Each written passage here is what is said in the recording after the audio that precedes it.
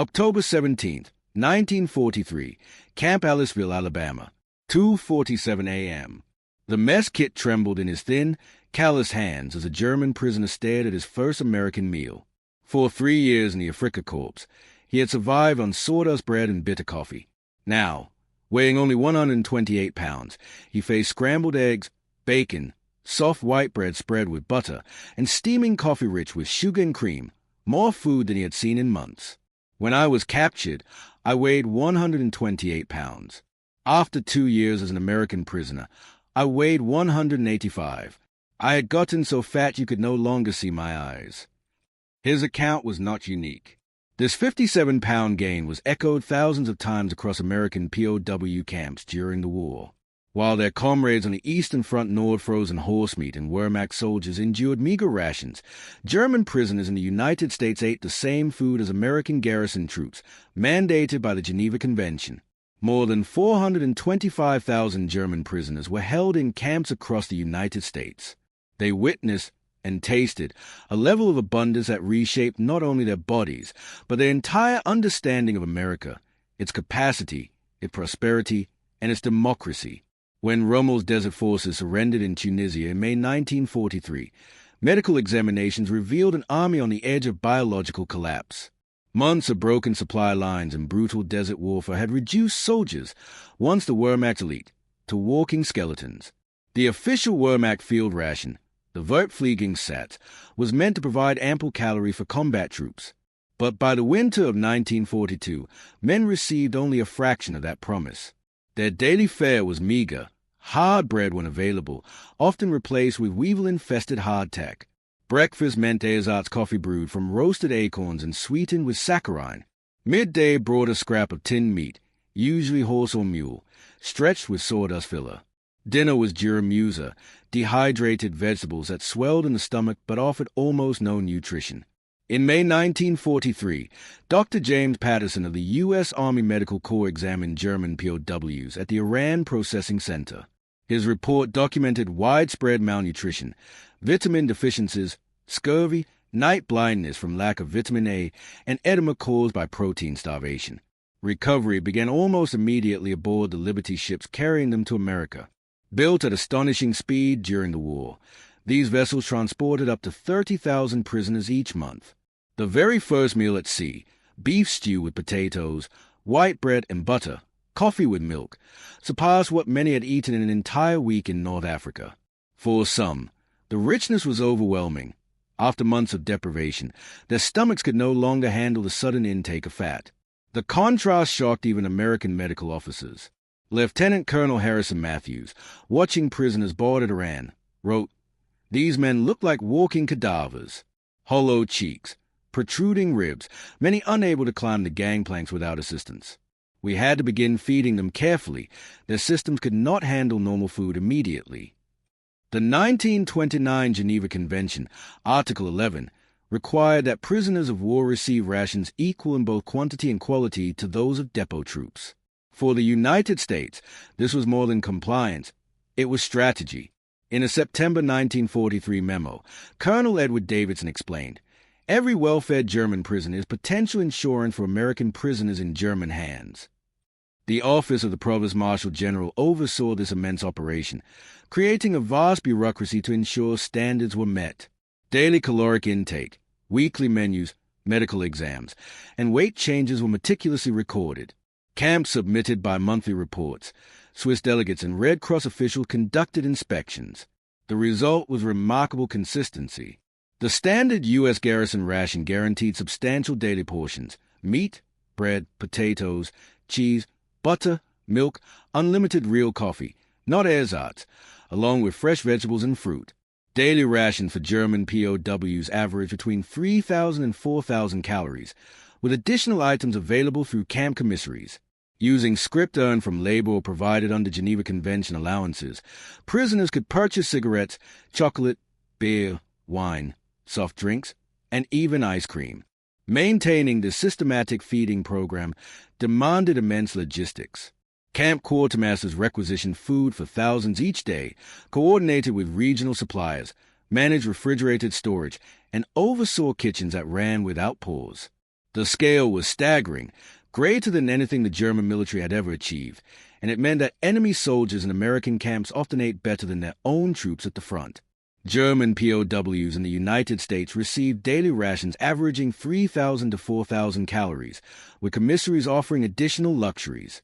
Using scrip earned through labor or provided under Geneva Convention allowances, prisoners could buy cigarettes, chocolate, beer, wine, soft drinks, and even ice cream. Sustaining this system required immense logistics.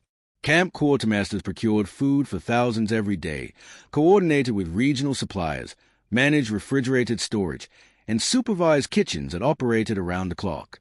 The scale was extraordinary, greater than anything the German military had ever achieved, and it meant that enemy prisoners in American camps often ate better than German soldiers still fighting at the front.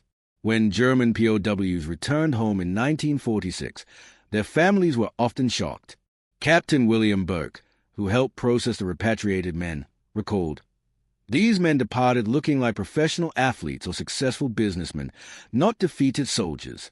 Their families expected skeletons. Instead, they got men who looked prosperous." At Camp Concordia, Kansas, nearly 4,000 prisoners lived in hundreds of buildings spread across 640 acres. The camp hosted an extensive educational program with courses in partnership with regional universities. Its kitchens, equipped with electric ranges, walk-in refrigerators, industrial mixers, and mechanical dishwashers, fed thousands daily, technology many prisoners had never seen before. The camp itself reflected America's remarkable organizational capacity. Constructed in just 90 days, it featured electric lighting, hot water, flush toilets, and central heating. For men from rural Germany, where oil lamps and outhouses were still common, these amenities were nothing short of astonishing. In Texas, Camp Hearn became known to locals as the Fritz Ritz. Housing as many as 5,000 prisoners, it offered elaborate recreational facilities, many of them built by the POWs themselves. The camp's industrial kitchens worked without pause, with central bakeries producing thousands of loaves each day. Prisoners even organized regional mess halls, recreating familiar German cuisines by adapting American ingredients into dishes long vanished from wartime Europe. Colonel Donald Drake, the camp's commanding officer, instituted what he called calories for cooperation. Well-behaved prisoners earned extra rations, special meals, and commissary privileges. The results were clear, discipline problems were rare, and weight gains dramatic. Drake recorded an average increase of 4 to 5 pounds per prisoner in just 18 months. At Camp Aliceville, Alabama, emaciated veterans of the desert campaigns arrived by the thousands. Commanders implemented careful, graduated feeding protocols to restore their strength. The medical staff documented striking recoveries. Vitamin deficiencies vanished, malnutrition reversed, and men who had entered as walking skeletons were transformed within months. Dental problems were treated, energy restored. Within months, gaunt faces filled out and chronic illnesses vanished. Major Robert Harrison, the camp's medical officer, later published a study documenting these recovery patterns. His data showed rapid, almost exponential weight gain in the first 3 months, followed by steady increases averaging 2 to 3 pounds per month. The most dramatic case was a prisoner who arrived at 109 pounds and left at 181, a gain of 7 to 2 pounds. Camp Papago Park in Arizona housed naval personnel who were not required to work. Their days were spent in leisure, watching movies, reading, and tending gardens. The camp gained notoriety in December 1944 when 25 U-boat officers tunneled out, planning to float down the Salt River to Mexico. They discovered, too late, that the river was dry. All were quickly recaptured, several surrendering out of hunger. Even the desert offered less sustenance than the camp kitchens. Such contrast did not go unnoticed. While German prisoners ate generously, civilians at home endured rationing, a disparity that sparked sharp public controversy. While German prisoners enjoyed full military rations, American families struggled with shortages and ration books. Sugar, coffee, meat, and butter were tightly restricted for civilians, yet POWs received them daily without limitation. In 1944, Dorothy Mitchell Topeka wrote angrily to her congressman, "My 3 sons fight in Europe while German prisoners eat steak twice a week. I haven't seen steak since Pearl Harbor. My family's monthly meat ration is less than these Nazis eat in 3 days." How do you explain this to a mother? The government's response was consistent: reciprocity. Treating German prisoners well, officials argued, protected American POWs in German hands. Propaganda posters carried a message bluntly that good treatment ensures ours. Radio broadcasts reminded listeners that 90,000 American prisoners depended on German compliance with Geneva standards. Still, resentment simmered. It grew sharper when German prisoners worked on American farms and, at day's end, often ate better than the farmers who employed them. The racial dimensions proved especially inflammatory. Black American soldiers, including Rupert Trimmingham, observed that German prisoners enjoyed privileges denied to them at home. In his widely read letter to Yank magazine, Trimmingham described watching German POWs being served in a Texas restaurant while he, an American soldier in uniform, wearing combat ribbons, was told to use a kitchen door for takeout. The bitter irony was undeniable. Enemy soldiers received better treatment than American citizens who were risking their lives in combat. The injustice left lasting scars. Even some German prisoners expressed discomfort, recognizing the contradiction. Camp newspapers run by the prisoners themselves occasionally published editorials questioning American segregation, creating the peculiar situation of Nazi soldiers critiquing U.S. racial policy. Meanwhile, the POW labor program became vital to American agriculture and to the prisoners' recovery. By 1944, more than 300,000 German POWs were working in American fields, harvesting the crops that sustained both the home front and America's allies abroad. The POW labor program generated millions in revenue while giving prisoners supplemental nutrition far beyond their standard rations. Farmers, desperate for labor, often competed to treat work crews well. Mornings began with hearty farm breakfasts: eggs, bacon, pancakes, and coffee. At noon, hot meals were brought directly to the fields: fried chicken, mashed potatoes, vegetables, pie. In the afternoon, cold drinks and snacks kept the men going, before they returned to camp in the evening for yet another full meal. Combined, their intake often exceeded 5,000 calories a day. In Nebraska's sugar beet fields, prisoners also witnessed American mechanization that redefined their view of farming. Hans Dietrich, working near Scottsbluff, marveled. One American farmer with machines accomplishes what required our entire village. The combined harvester processes more grain in a day than we could in a season. The work was grueling under the blazing sun, but compensation was generous: unlimited water, regular meal breaks, and extra food for high producers. Wilhelm Hartmann, assigned to cotton fields near Kaufman, Texas, gained 63 pounds in 14 months. The Texas farmers fed us like prize cattle, he recalled. One rancher put it plainly: can't get good work from hungry men. If only your officers had understood that. Nowhere was the irony greater than in California's Central Valley. POWs picked peaches, apricots, and oranges, eating freely as they worked. But they also watched perfectly good fruit bulldoze into pits when markets were oversupplied. Kurt Vogel wrote, "Mountains of oranges destroyed while my family survives on turnips. I begged the farmer to send them to Germany. He explained, it's economically impossible. This waste amid plenty broke something in my understanding of the world." Military medical officers tracked these transformations with scientific precision. Major Thomas Richardson, Chief Medical Officer for the 8th Service Command, compiled statistics for more than 50,000 examinations conducted between 1943 and 1946. Richardson's data revealed patterns that would later shape post-war nutrition science. The recovery trajectory followed predictable phases. In the first month, weight gain was minimal as digestive systems readjusted, struggling to process fats and proteins after years of deprivation. By the second month, rapid increases began, an average of 8 to 10 pounds, as metabolism normalized. From months 3 to 6, gain steadied at 3 to 4 pounds per month. After 6 months, the pace slowed, but continued, with most prisoners adding 40 to 60 pounds in total. Health improved alongside weight. Within 90 days, vitamin deficiencies vanished. Scurvy cases were fully cured, night blindness resolved, and malnutrition reversed. Dental health, long neglected, improved dramatically. Over 400,000 procedures were performed on German POWs, ranging from extraction to complex bridge work. Many prisoners received better dental care in America than they had in their entire lives.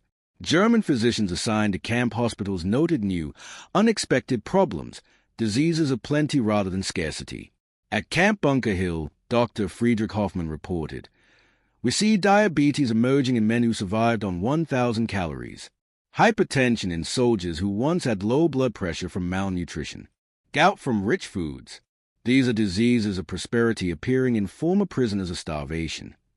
The psychological impact mirrored the physical transformation. Camp psychiatrists noted widespread guilt among prisoners who gained weight while their families starved. Captain James Murray described what he called prosperity trauma, the anguish of recovering health amid homeland suffering. Prisoners wrote of shame at their fuller appearance, anxiety about how their families would react, and guilt over abundant meals while Germany collapsed. Christmas of 1944 exposed this contrast in its sharpest form. As the Battle of the Bulge raged and German civilians endured turnip rations, American camps prepared holiday feasts richer than many prisoners had experienced even before the war. Menus preserved in military archives record the bounty: roast turkey, averaging £1.50 per man, glazed ham with pineapple, mashed potatoes with butter and cream, sweet potato casserole, green bean casserole, cranberry sauce, fresh baked rolls, multiple varieties of pie, ice cream, and eggnog for the officers. Unlimited coffee and cocoa flowed freely. Local communities added to the abundance. Churches and civic groups contributed gifts and food. At Camp Hearn in Texas, Methodist women delivered 2,000 homemade cookies, an act of kindness that prisoners remembered long after the war. At Concordia, the Lutheran congregation provided hand-knitted scarves for every prisoner. Even communities struggling under rationing shared their scarce allocations with enemy soldiers, an expression of generosity that many prisoners found incomprehensible. Feldwebel Richard Steinberg described one such moment. "We sat before this feast knowing our families had nothing. Men wept openly, not from joy, but from the weight of contrast. How could we celebrate while Germany starved? How could we refuse this kindness from enemies? We ate in silence, each bite a betrayal and a blessing combined." Despite such extraordinary treatment, escape attempts were rare. Out of 425,000 prisoners, there were just 2,222 attempts, with virtually no permanent successes, except for George Gartner. At only 0.5%, it was the lowest escape rate of any major prisoner population in modern warfare. Camps offered better conditions and freedom. The Great Papago escape illustrated the futility. 25 U-boat officers spent months digging a 178-foot tunnel with spoons. Hiding the dirt beneath a volleyball court, they had persuaded guards to let them build. Their plan to float down the Salt River into Mexico collapsed immediately. The riverbed was bone dry. Within 3 weeks, all were recaptured, most surrendering voluntarily once hunger set in. Captain Jürgen Wutenberg, the escape leader, reflected decades later, "We were ideological idiots. Inside the camp, we had food, shelter, safety, even entertainment. Outside was desert, hostility, and certain recapture. We risked everything to escape from paradise into hell.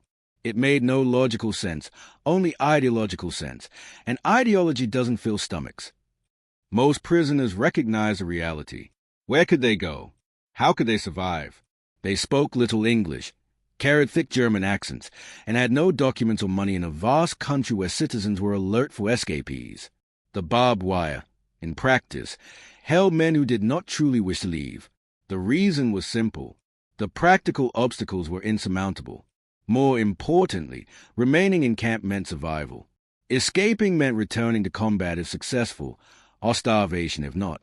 Prisoners working near American factories witnessed production on a scale that shattered their understanding of industrial capacity. At Campbell Soup facilities, they saw single production lines turn out more food in an hour than German plants managed in a day. Near Detroit's Willow Run plant, they watched B-24 bombers roll off the assembly line every 63 minutes, faster than Germany could produce even its training aircraft. The psychological impact was devastating. Ottoli, an engineer from Krefeld, assigned near a steel mill producing 10,000 tons daily, later recalled, "We finally understood this wasn't a war between armies, but between industrial systems. They could lose 10 tanks, every one they destroyed, and still win. Mathematics made our defeat inevitable, regardless of courage or strategy. Agricultural productivity proved just as astonishing. American farms produced twice the yield per acre of German fields with only a fraction of the labor. Mechanization allowed a single farmer to cultivate land that would have required dozens of workers in Germany. Irrigation systems, chemical fertilizers, and hybrid seeds created harvests that seemed miraculous to prisoners raised on subsistence plots. What struck them even more was a waste. Mountains of potatoes left to rot from oversupply. Grain burned to maintain market prices. Milk poured into sewers when demand dipped. Franz Muller wrote, "They destroy food to stabilize markets while Europe starves. Only a nation of unlimited resources could afford such waste." For many, this became the ultimate revelation. American power was not found in its armies, but in its surplus.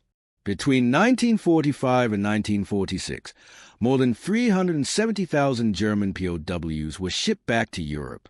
They departed America heavier by millions of collective pounds, living monuments of prosperity, only to return to a homeland of ruins, famine, and social fracture.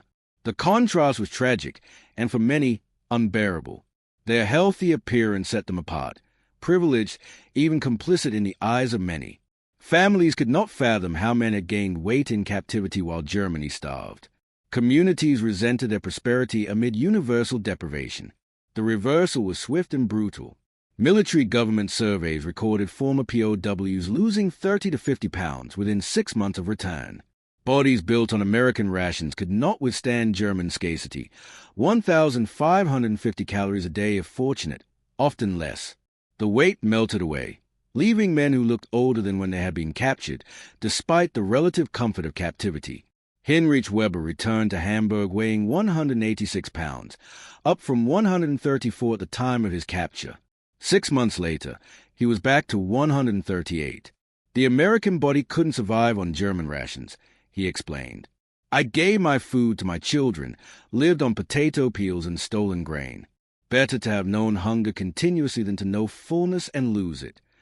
Beyond physical nourishment, the camps had offered something equally transformative: education. More than 50,000 prisoners enrolled in courses ranging from agriculture to philosophy. Camp Concordia alone hosted classes in 300 subjects, with professors from nearby universities teaching everything from American history to automotive repair. Their healthy appearance set them apart, privileged, even complicit in the eyes of many. Families could not understand how men had gained weight in captivity while Germany starved. Communities resented their prosperity amid universal deprivation. The reversal was swift and brutal. Military government surveys recorded former POWs losing 30 to 50 pounds within 6 months of return. Bodies built on American rations could not withstand German scarcity. 1,550 calories a day if fortunate, often less. The weight melted away, leaving men who looked older than when they had been captured, despite the relative comfort of captivity. Heinrich Weber returned to Hamburg weighing 186 pounds, up from 134 at the time of his capture. 6 months later, he was back to 138. The American body couldn't survive on German rations, he explained. "I gave my food to my children, lived on potato peels and stolen grain. Better to have known hunger continuously than to know fullness and lose it." Yet beyond food, the camps had provided something equally transformative: education. More than 50,000 prisoners enrolled in courses ranging from agriculture to philosophy. Camp Concordia alone offered instruction in 300 subjects, with professors from nearby universities teaching everything from American history to automotive repair. The program succeeded because it relied on evidence, not propaganda. Prisoners saw democracy functioning in daily life. They read camp newspapers that practiced free speech.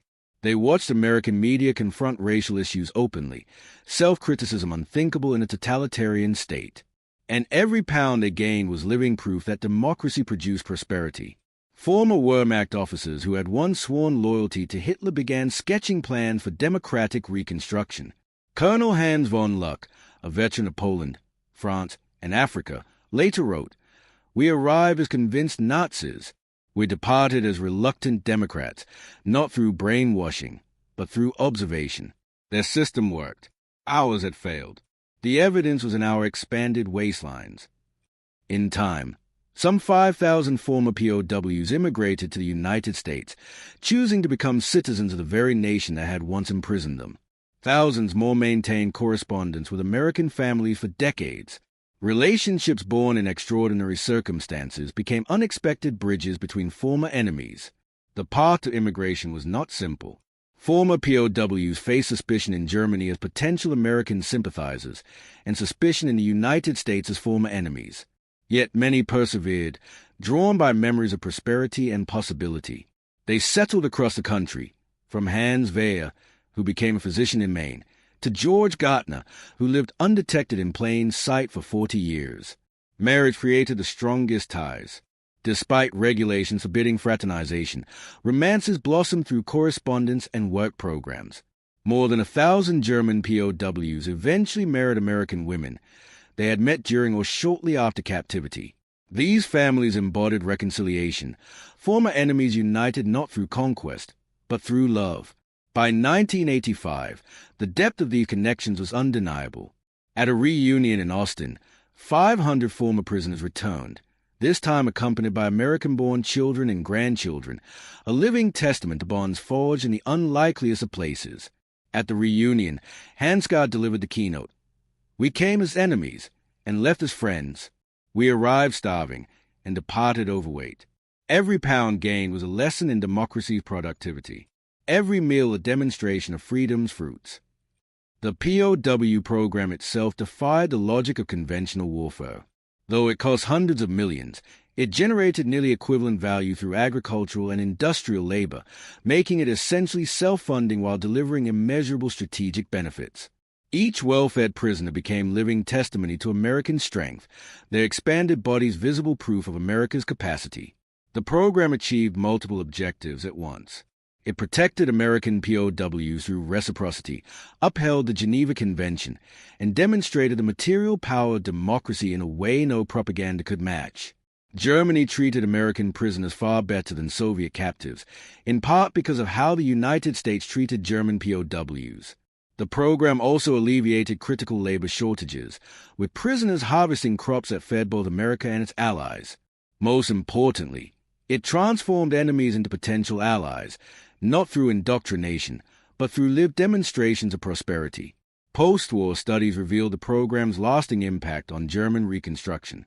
Former POWs applied American agricultural methods, raising German yields by 30% within 5 years. They introduced U.S. management practices that later fueled the Wirtschaftswunder, the economic miracle.